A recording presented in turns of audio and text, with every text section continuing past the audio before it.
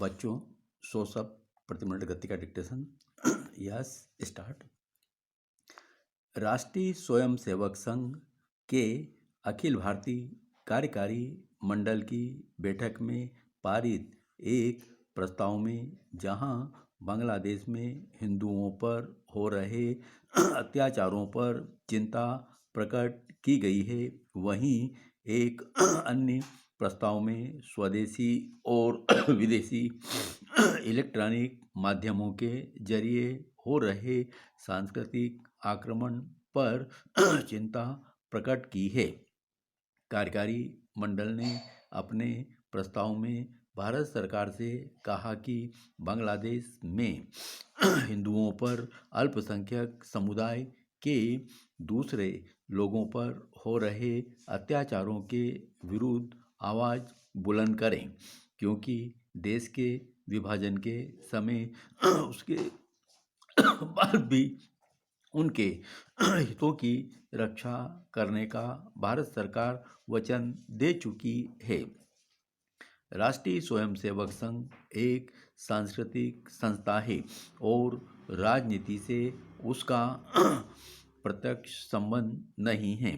वह हिंदुओं को संगठित करती है, उनके हितों की रक्षा की और समय समय पर सरकार का ध्यान आकर्षित करती है।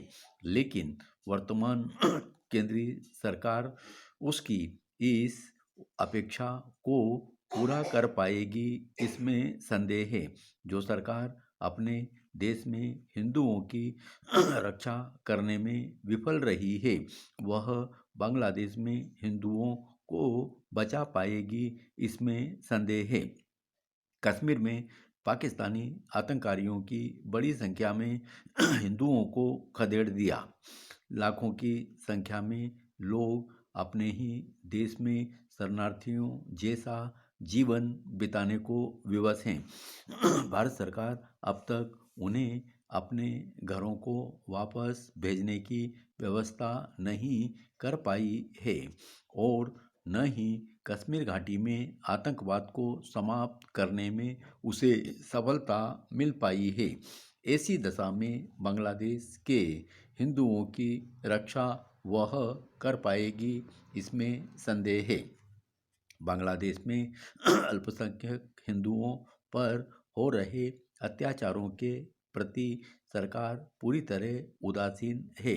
वह इतना भी नहीं समझ पा रही है कि यदि बड़ी संख्या में वहां से हिंदुओं का पलायन हुआ तो उन्हें भारत में शरण देने की जिम्मेदारी भी भारत सरकार पर ही आने वाली है।